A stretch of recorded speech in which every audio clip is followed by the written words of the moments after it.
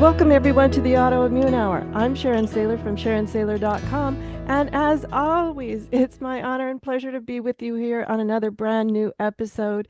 And I'm so excited. We have a return guest. And honestly, she's been traveling the world doing amazing things because I've been after her for a while to join us again. And she has a little break in her action and she's agreed to join us again. Her name, you'll remember her, she's awesome, Dr. Valerie René Sheppard. And we're going to talk about what I think is really important, and that's keeping the positive attitudes. And she is an amazing, what I'll call survivor to thriver story. She had a catastrophic stroke and had to relearn lots of things, lots of things.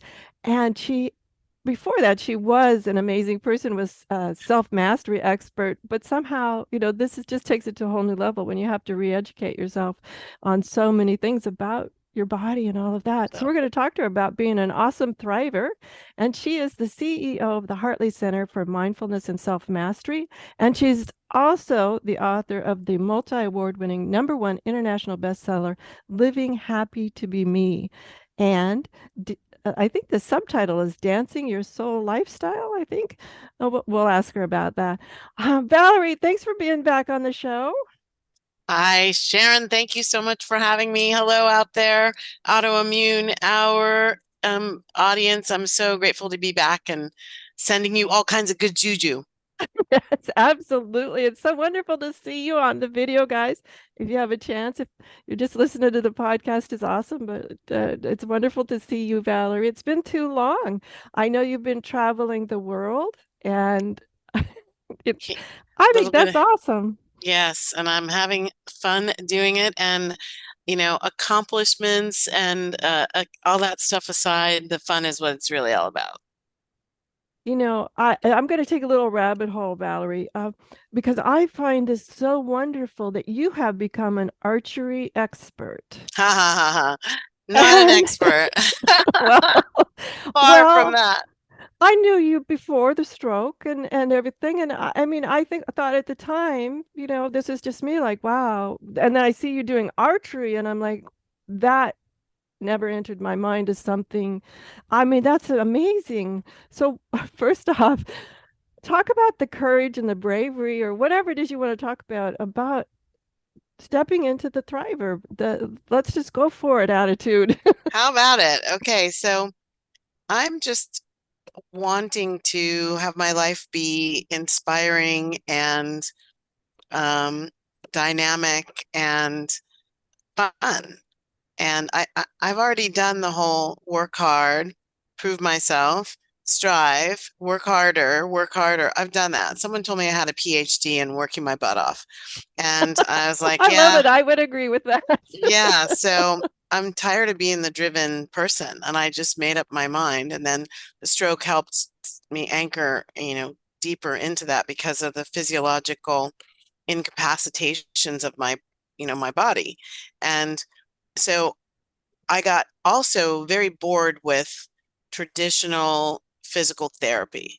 Um, I I was an NCAA Division I conference champion in track and field, and I got bored with like the monotony of the workouts. And so physical therapy was just like, oh. So what I started to do was pick up things that I knew would challenge my body and help me rehabilitate, but they were more than just going to the gym and lifting weights and doing stretches and things like that. So my brother is my primary archery go-to helper guy. He's a grandmaster, blah blah blah. He shoots like 5 times my average, and I was visiting him one time, and I had said that this right arm I could really use something to do to try and strengthen it and bring it back online in my brain. And so he took me outside, and he's got an archery range on his property. So that's kind of cool. Shoots every day. That's wicked cool. And so he took me out and we shot, and I just fell in love with it. And I started shooting with a group in Orange County using loaner equipment. And then I got to the point where I think I want to get my own stuff. So my brother bought me a kit, and I've got a beautiful bow, which I named affectionately Black Beauty. She is a Samick Sage recurve, and he made me some beautiful arrows, and I shoot at least once a week, and if I could shoot more, I would. So, and I'm actually getting better. I was in a, little friendly, we did a couple of little competition things here and there, and I actually shot my personal best a couple weekends ago. And I mean, the lesson here is you get to choose, right? You you get to choose. So, if anything in your life is challenging in a way that kind of pushes you but doesn't inspire you, stop doing it. Change it. Make it to make it so that it serves you 360 degrees. And so I love archery. I get to use my legs, my back, my shoulders, my eye. The right eye is my dominant eye, and it was affected by the hemorrhage. So I'm doing everything that supports my right side to grow, laughing, fresh air, looking at hawks. I mean, who, delight, delight, delight. More, please, more, please, more, please. Oh, I could see that from the photos that you post. The smile, it just takes up your whole face. It's like she's having fun.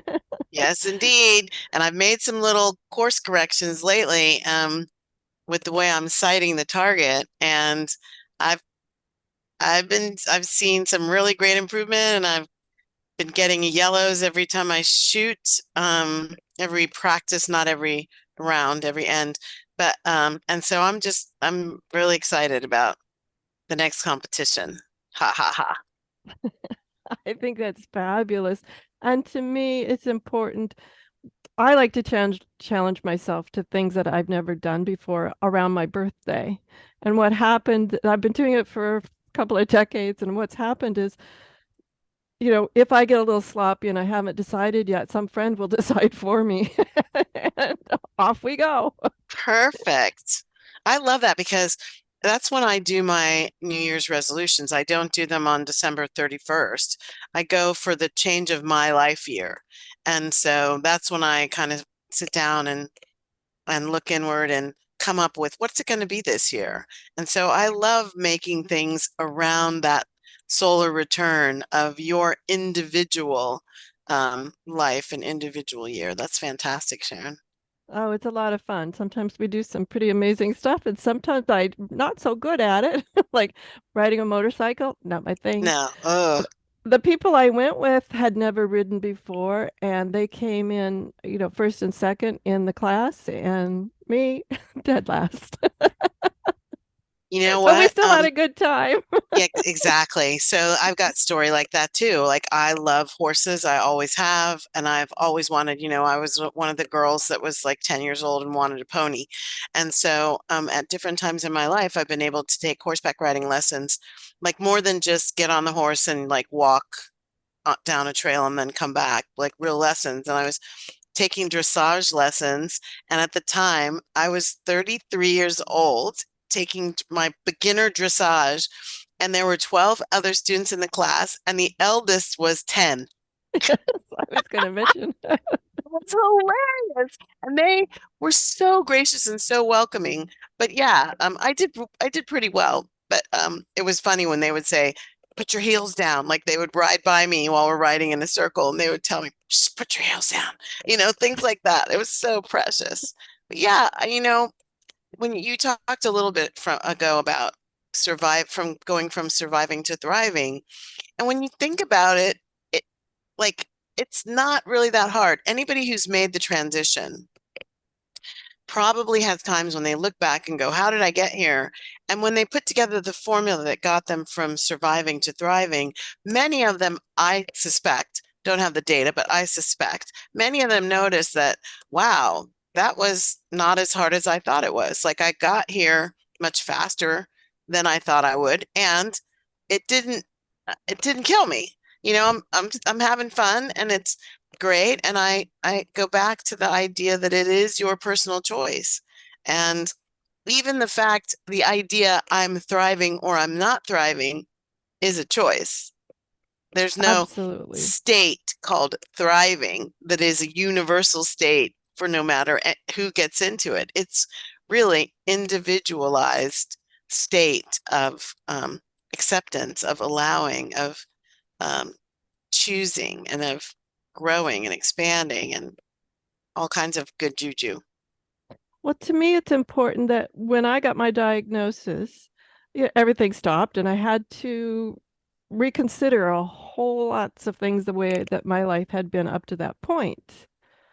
In hindsight, amazing things that has happened in that since 2014 when the diagnosis was to now that never would have happened otherwise. And I find that fascinating. And just it wasn't like one big choice, like I'm going to be a thriver. I think I ever said that. But it was I big thing was refusing to take some gaslighting that I got early on from medical professionals and others like, "Oh, should you be doing that?" and things like that. It's like as you said, choose. I was the one who knew best. Well, yeah, I feel fine. I think I can do that. Let's give it a go and see how it goes. Exactly. I mean, I did a this period, I think it was about 2.5 years after the hemorrhage. And there was a colleague who was offering this wilderness quest, a vision quest in Colorado, Utah, Colorado. And it involved like 3 days out in the wilderness by yourself and no food. It was a fasting 3 day vision quest. And there was stuff around it, about 10 days around that total.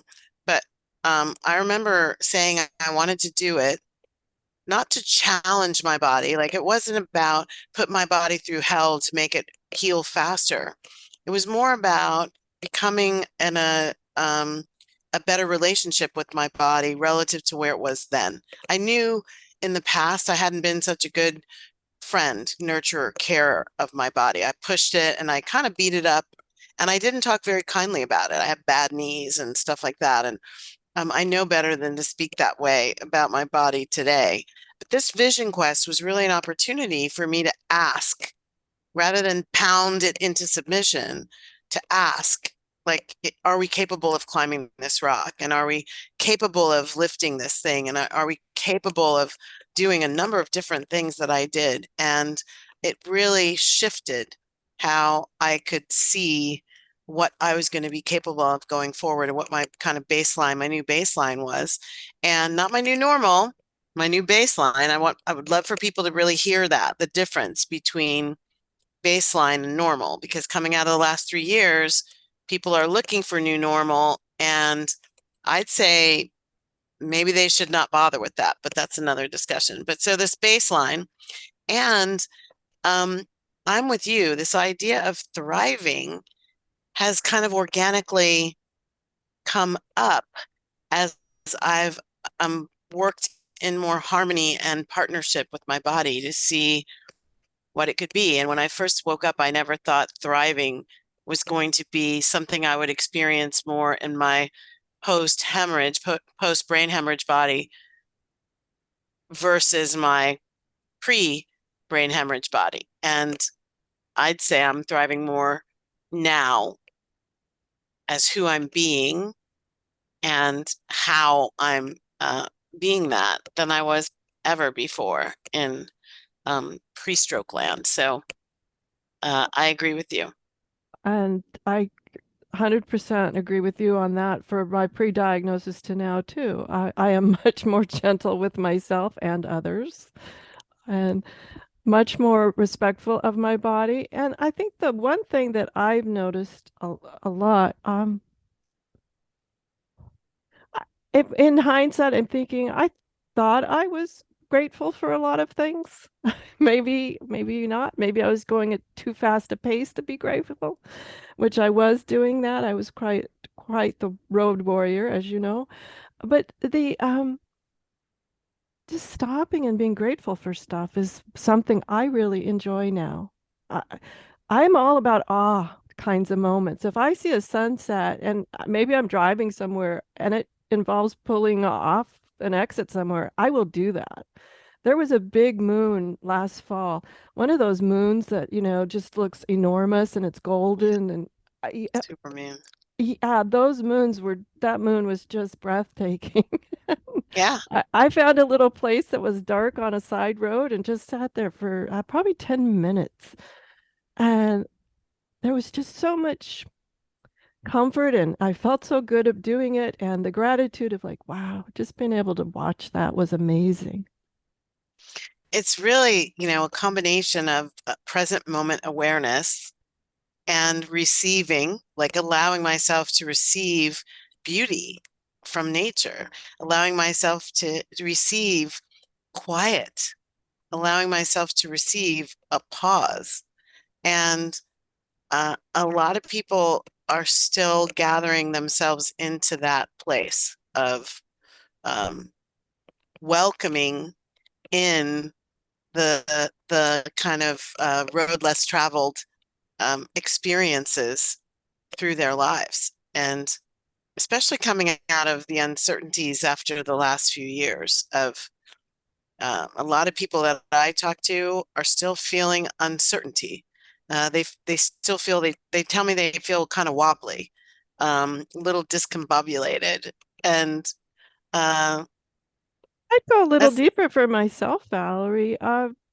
There are times when, you know, I think like this, I never thought this before. It's like, is this a mask situation or can I go there without my mask? I mean, all these sort of fear-based things come up for me that I'm still working through. It's like, well, isn't that interesting that I'm feeling some angst still?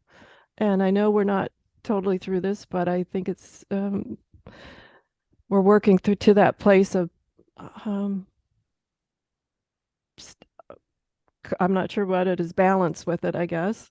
Um, but that part of me, I still, and I think, the other thing, as I think about it, there's still a lot of grief around the whole thing. yeah, I think that's a definitely a major part of the wobbliness and, the surprise of loss. There were so many different ways that loss kind of slapped people around, whether it was people leaving the body physical and transitioning off the planet, or jobs changing or jobs being lost, and people revamping how their entire lives are lived and make major questions about what feels like me and what doesn't, and why is that? And so I agree with you that there's grief still um, um, a part of a lot of people's lives. And, when we think about this suffering versus thriving, I'd really love for people to remember that it's never the situation itself, right? It's not really the loss that is so difficult to deal with. It's our interpretation and our perspective of what loss means, of how it's going to affect me, of what that means I have to give up, or how I'm never going to see someone again, and I wasn't ready. And it's the mental machinations that we put on top of just a plain and simple dynamic. The dynamic itself is fairly neutral. Um, Death is a part of life. Loss and transition and change are just a natural part of life. Nothing is standing still. Everything is changing every second. So it's our interpretations that are triggering these feelings inside of us of pain and regret and deep sadness. And when we get better able to I don't want to use the word manage because I think it's deeper than that. It's more of a accept, allow, and then receive. And what we're receiving is the depth and breadth of the goodness, the possibilities that lay inside the situation that we're having such trouble with. And, you know, I know that is not easy. I'm not trying to be Pollyanna and just say, oh, just paint it with a pretty brush. That's not at all. If anyone's hearing that, please hear me say, that's not what I mean. What I mean is that even in the midst of darkness, there can be light. And the only difference is whether you see it or not, is whether you choose to look for it and then you are able to receive it when it's there. Mm, that's fabulous. We need to take a quick commercial break. I'm going to let that sink in a little bit, Valerie. We'll be right Okay. back. Welcome back, everyone, to the Autoimmune Hour. I'm Sharon Saylor from SharonSaylor.com, and you can find this and all our previous episodes, over 400 now. I think we're 420 something, over at understandingautoimmune.com. So you can check out Valerie's other shows too, as well. Now, Valerie, I am just having an amazing time here. I love catching up with you and all of your new learnings. The one thing about Dr. Valerie René Sheppard is she is constantly learning, finding new things and bringing new things to light. And I like to say, when I talk to Valerie, sometimes after she says it, it's like so obvious. It's like, but sometimes obvious isn't obvious until somebody comments on it. And Valerie's always at the lead, the edge there, of pointing these things out for us. And now you mentioned discombobulated. Would not have used that word to describe kind of what I'm feeling in my community, parts of my community I hear from are feeling. But now that I've had a chance to sit with that word over the break, I'm like, yeah, that's really a good word for it. What else are you seeing?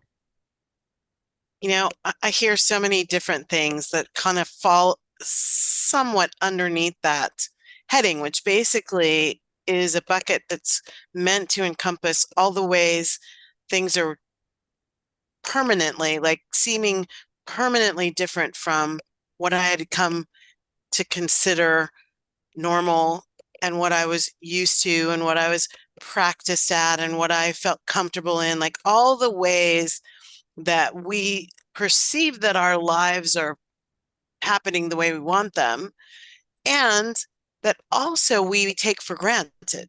Like, this is just the way it is. The status quo becomes so redundantly lived over and over again that we have a hard time adjusting when aspects of that status quo change. So I've heard all variations on the theme. Some people who are worried about their semi-adult or their emerging adult children who can't seem to settle into what they would call their new normal, and there's still a state of flux where they live, and in terms of the spaces in which they travel. And I get questions from parents about, well, how do I support them without being overprotective, without pulling them out of things, without being dictatorial about where they go and what they do. I hear questions about people feeling like, well, I didn't have any questions. My life was pretty much down. I had it down. I had my routine. I had my places that I moved in and where I was a mover and a shaker and the places where I played and had fun. And now that's topsy-turvy. And there's been a change in even the communities that I have played in before, who's there and who's not, and how we actually engage. And so people have felt like they are sort of looking like, I had one person say, well, I'm not a people pleaser, um, but one of the biggest things I've noticed is I don't know how to please myself. I don't Wow. really know what self-love and nurturing are. And like a lot of people came to that understanding or that knowledge of themselves in all the downtime and all the time at home or the time potentially in isolation. A lot of people were like, I had to listen to my thoughts, and my thoughts weren't very kind. I had to watch myself in action because there was nobody else. I was just doing stuff with me. And it occurred to me, I don't know how to have fun. I don't know what makes my heart sing. People say it's not work if you love it. And a lot of people didn't love their work. They were doing it to, I've got to have insurance for the family, or I'm just doing it till that magic retirement age. And a lot of people came to a realization that I think I'm wasting my life. Like, I'm burning my life doing something I'm not passionate about, or doing something for reasons that don't feel like reasons that are really helping me to thrive. I'm surviving, but I'm not thriving. And a lot of people have come to realize that's what they were doing. And most importantly, that's what I'm doing to myself. That's what I'm showing my kids that life is about. And so a lot of people have come to me saying, help, wait, wait. I need to um I need to get into these questions.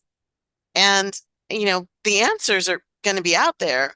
And right now I just need to, what other questions do I have? What more might be possible? And so I've been helping people kind of look at those things and take a breath. My first action step is always breathe. Like that's a very practical action step, by the way. Like That most oxygenate, people forget. uh, oxygenate the blood, Yeah. oxygenate the brain, allow yourself to take a beat or 10, and allow yourself It's to, not just in this situation either, Valerie, because when I'm doing my body language and my communication work, a lot of times one of the first things I say we go through is a breathing process. Let's just step back and breathe so we can clear things out. It's like clears the cobwebs. You know what amazes me about breathing? I know you do laughter yoga and all these things, which are fabulous, but you know what amazes me about breathing is how fast it can shift your body and your mindset. milliseconds, Yeah, it's amazing. milliseconds. It's amazing. And and it really should be used as a tool. I know that it's, the autonomic nervous system, it just does what it does. And, right? And you can actually dictate how you use the breath as a part of serving yourself into the energy of thriving, into the experience of the body in thrive mode. And so that's one of my favorite things. And the other one is sometimes what people's lives are calling for is the exact opposite of what they think they're supposed to do. So often when people land in this space of the unknown, the void, what was old isn't going to work in the new realities of today for whatever reason, right? And what is new for me specifically in the realities of today hasn't fully anchored, hasn't really landed. I haven't chosen. I'm not sure what I want. And in that void, that space of, oh my gosh, can't go backwards. Oh my gosh, don't know how to go forward. A lot of people panic. A lot of people start to denigrate themselves. They tell themselves little stories about how I should know this at my age. They tell them some stories about they missed all the signs. Why didn't I see this coming? And they start to actually get into a very negative place that is derogatory to themselves. And they become jailer, judge, jury, executioner, all of that, when what they could be doing, what I offer that they do, is to just kind of notice, wow, this is interesting. I have no I idea. I have no idea what I want to do. I have I have no, a file folder in my head that I tell people about. It's like it's called "Isn't That Interesting?" And okay, I don't know what this means, but I'm just putting it in this "Isn't That Interesting" file. that's part of acceptance. You know, that's part of the neutrality that says, huh, so I've just been laid off. My job's gone away. I don't know anyone who's hiring, and I wasn't prepared. Like panic doesn't serve you in that situation. It's much better to take a moment and go, well, isn't this interesting? That's called accepting. And then the next thing that can come after that is a leaning in. So a lot of times when people get scared, and they lean back. And what I'm offering and suggesting is, how about if you lean in and say, okay, crazy situation. Okay, surprising situation. Okay, scary situation. Okay, oh my gosh, situation. What's going on? Like, what did you come to teach me? What are you offering me? What's possible from me leaning in to get to know the situation better rather than leaning out and saying, since I don't know the situation, I should be afraid of it. And they're radically different perspectives. It's leaning in and saying, I don't know anything about you. Tell me, show me, be my friend. What can I do to thrive in this situation in this current moment? Not thinking, where am I going to be a year from now? Not thinking when that bill's due 6 weeks from now, but right now, in this moment, how can I make peace with the present moment so that I can sink into a space of openness, right? So energetically, when life is throwing us a curveball, we want to raise an open-handed mitt and catch it. We don't want to bat it away. We want to say, I've got a giant mitt. Come on, curveball. I'm ready. And then when the curveball lands in the mitt, we want to say, well, aren't you interesting? And wow, what would I receive were I to say, tell me more, show me more, give me more? If I were to make peace with that.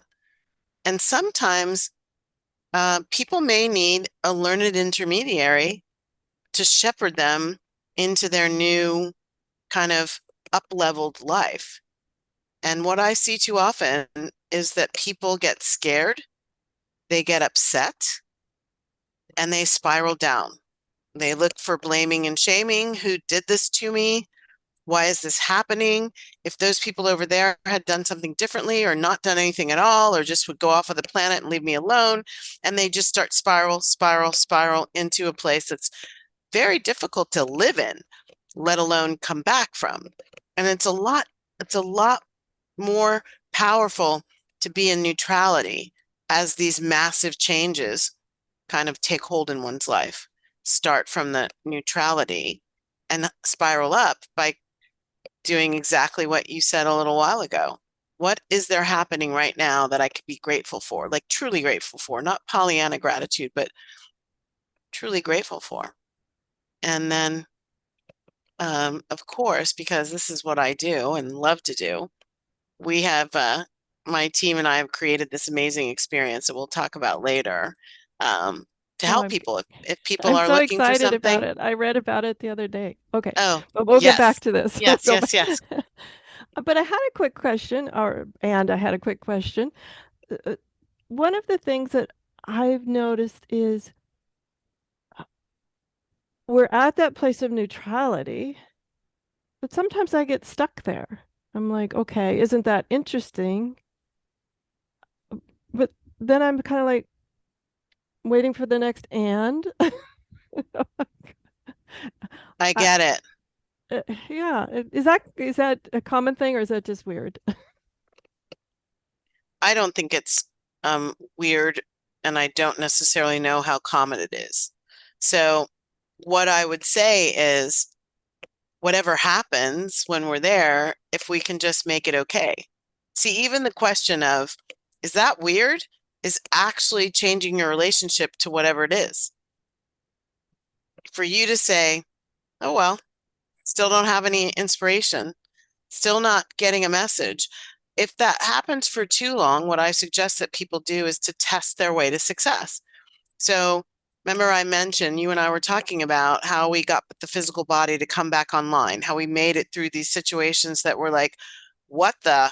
And then now what? So, what now? What is what I say? Okay, so I don't really know what I'm supposed to be doing, but I will dip my toe in the water over here and I'll see. Maybe I can do this, maybe I can't. And then we might see that there are some conditions that really serve us and some conditions that don't. And if we are really astute in our ability to kind of notice what we notice, this is self-awareness. It's the number one pillar of self-mastery is self-awareness, like noticing myself in my life, noticing what I'm doing, noticing how I make decisions, noticing what ticks me off, noticing what so quote unquote pushes my buttons, noticing when I lose my temper, when I'm impatient, like noticing those things. And then in the moment when you're dealing with this new situation, be attuned. What's going on? This feels abrasive. I don't want to be in this environment. What about this environment is making it feel abrasive? Is it just that it's new and I feel out of my own element, and so I'm not really sure how to behave with this group of people or that new thing? Or is it really something that doesn't feel like I'm supposed to be here? And it really is an opportunity to call yourself into a deeper awareness, a deeper listening, a deeper leaning in and doing that. That's interesting. I'm still not feeling anything. Like to the point that we allow ourselves to be in the nothingness, the void. And the void experience can last. It's the same way that grief lasts, right? It's over when it's over. And so, like 99% of life, that's not within our realm of control. I mean, we can force ourselves through the void. We can pick something and go do it so that we're not sitting in the void. And what I often hear from clients and students is, yeah, they rue the day that they did that. I hear so many times, I wish I had just been patient and allowed myself to be alone, or I wish I'd been patient and just allowed myself more time to do nothing. Um, I mean, that was that was my story. After I went back and got back into working way too soon after the hemorrhage. I mean, I really don't believe that I gave myself enough time. And I think my body, I think some of the dynamics that I have still going on are the result of having pushed myself to get over it a little too fast. So um, I say, let it take however long it takes. And if you're still in the, well, isn't that interesting? Make that absolutely perfect. Mm, beautiful, beautiful. That idea of get over it, that's something I hear from my community a fair amount. Like, I should be over this. I should be able to, yeah, I should be done with this, or it's been, and they put a date to it. And it's a fascinating thing to understand that idea. And some people in my community have commented and chatted about this idea of the outside of like, well, you look fine. Why aren't you over it? Yeah, Because a lot of autoimmune doesn't have a real outside manifestation, like a physical manifestation. A lot of yeah, autoimmune is internal, the fatigue, the brain fog, the all sorts of muscle pain, those sorts of things. People can't see how much you're going the through. bot. Yeah. Yeah, and that's interesting. So a couple thoughts on that. So have you ever heard anything like this? Stop that crying, or I'll give you something to cry about. Oh, yeah. I think in my community growing up, that was the common phrase from the parents. Yeah. So a lot of us, from a young age, were conditioned to get over it, like to wipe the tears off and just get busy with something, go do something. And in my household, it was about being productive. And depending on your generation, even the idea of being a loved child of God had to do with your accomplishments and what had you done lately? What productivity, what things have you done? And so we may have conditioning rolling around inside of us that is driving us to get up and get busy, get back on the horse. I mean, we have so many colloquialisms and behavior chains that are all around do it again, do it more, get back up, persevere. I mean, that is underneath the very definition of success in the West. It's like it's not how many times you fall down, it's how many times you get back up. I mean, we're really conditioned to just keep going. And the time to sit and just be with where we are is not is not that welcomed, and we're not that practiced at doing it.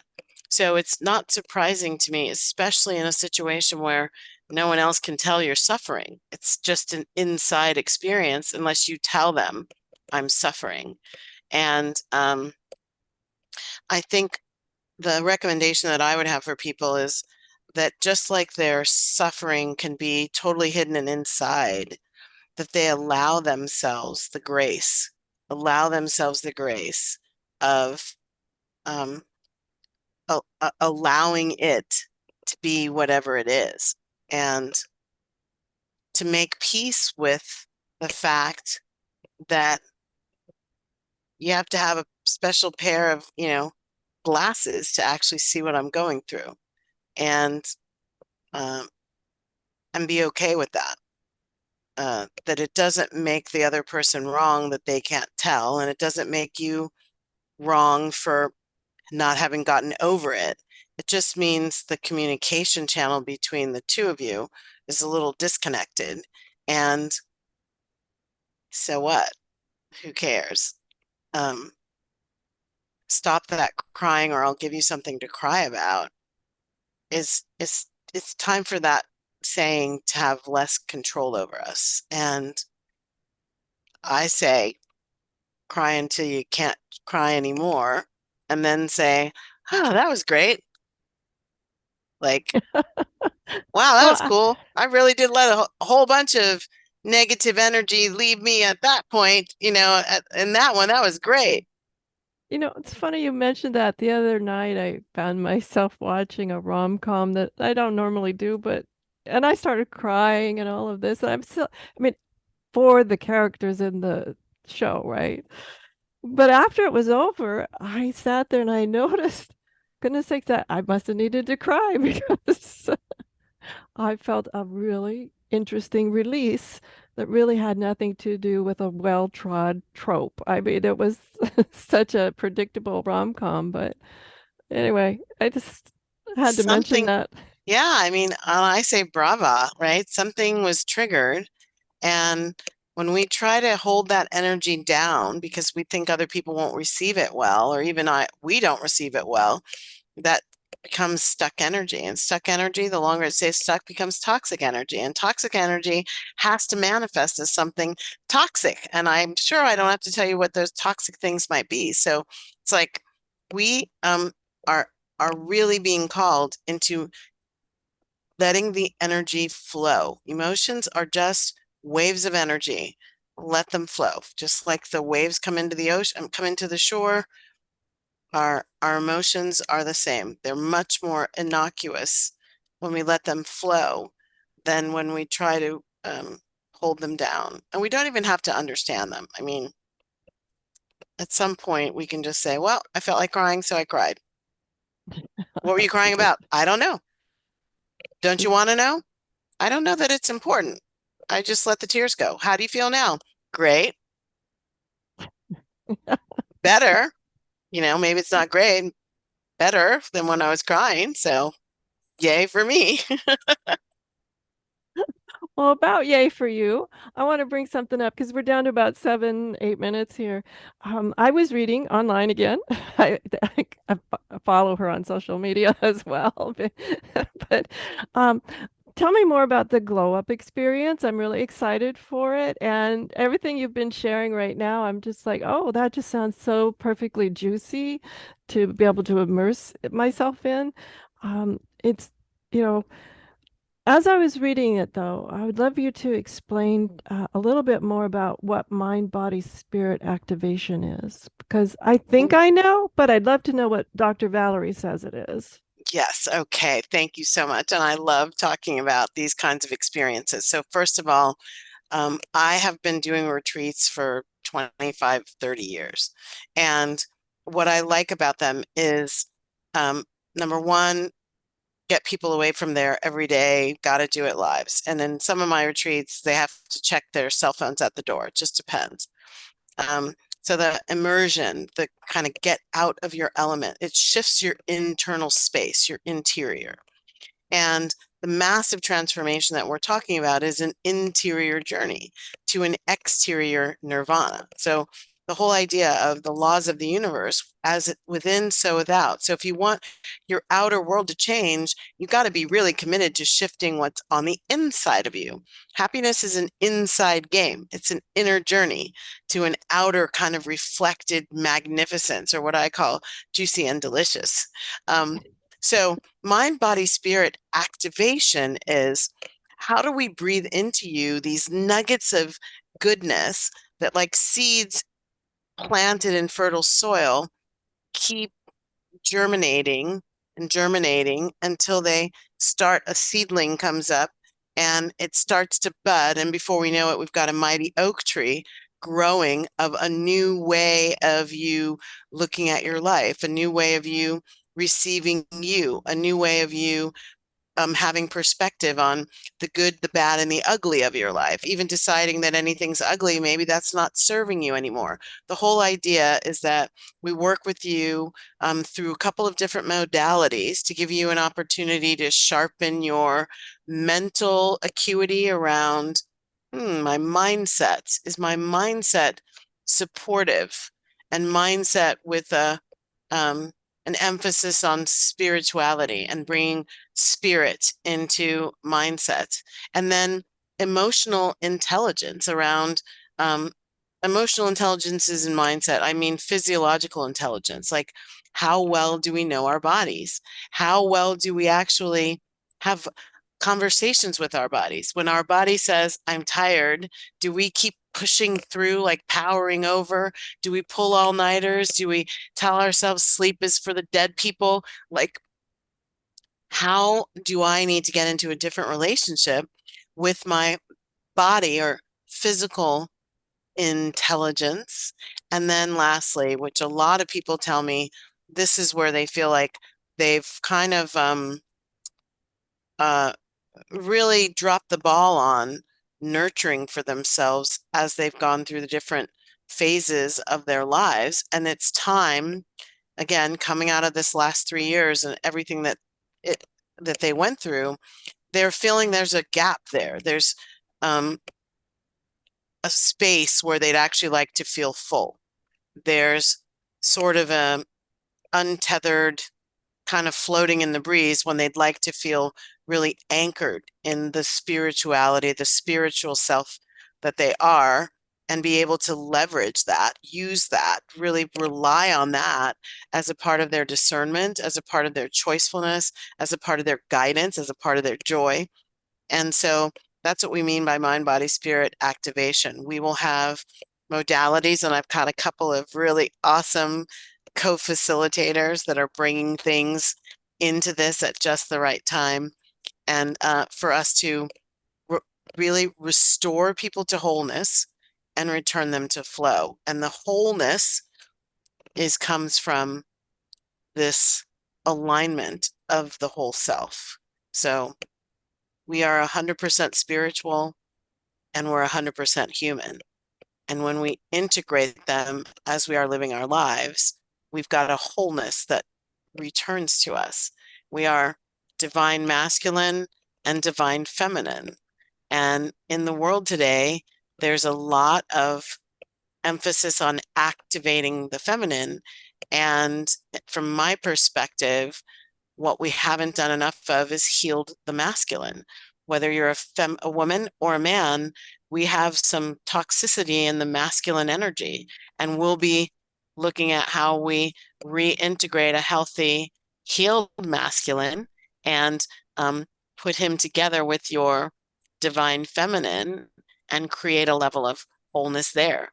We've got heaven, and we've also got the earthly realm, the upper dimensions and the lower dimensions. And how do we allow you, like, give you the skills? It's skills, right? It's not just being some special person, it's skills. You can learn them to actually live heaven inside the third dimension called earth, this plane. Like, who doesn't want that? And so that's what we'll be doing. Well, And I'm fondly remembering that it was just pre-pandemic. I think it was January 2020 that you and I had retreat time together, and it was awesome. That I have such fond memories, and I'm excited for the glow up experience. And just the last minute or so that we have, I it's in France, and so tell us a little bit about it and where we can maybe, because we're yeah, almost out of time, maybe go take a okay. look at the website for it. So the website is glowupworld.com, glowupworld.com. And it's in France, in the south of France, not in Paris. It's 6 hours south of Paris, near the border with Spain, in the Pyrenees Mountains. in a beautiful medieval village in the foothills of the Pyrenees, a medieval village called Chalabra, and in an ancient chateau. And it has everything you can think of when you remember, when you think about, French chateau. Yeah. And we're in, the region is filled with vineyards and there's blue sky, and it's a very spiritual place. Early Christianity had a lot of activity, and there are other dynamics there. And it's just, it's a beautiful container. I've been to the area. I was there for 2 months last year. And I've also been to the retreat center called Yobaba Lounge. It's a 5-star Condé Nast rated retreat center, and it's going to be delicious. Come play with us. Oh, absolutely. I have such fond memories of playing with you right before COVID too.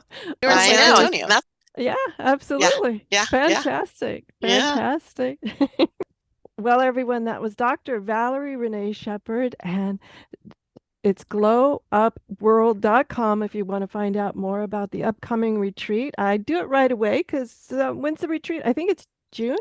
May 29th to June 4th. Thank you. Yeah, that's kind of important. We're 60 days away. And yes, we want to do that. Yeah, absolutely. Run over there right now. That would be fantastic. And I'll have that website up at understandingautoimmune.com as well. So, Valerie, thank you so much. It was so good to see you again. I know during the pandemic, some of us just lost touch with each other, but you look awesome. And I'm Thank so you. excited about this experience because a retreat with you is an absolute treat. So, Thank you. everyone, Thank you. Everyone, have a great week. Whatever your adventures, join me next week for another brand new episode. Enjoy. The information provided on the Autoimmune Hour, Understanding Autoimmune, and Life Interrupted Radio, including the websites understandingautoimmune.com and lifeinterruptedradio.com, plus social media, is for educational purposes only. What you read, hear, and see on the Autoimmune Hour, Understanding Autoimmune, and Life Interrupted Radio, and its websites, and other media outlets is based on experience only. The information should never be used for any legal, diagnostic, or treatment purposes.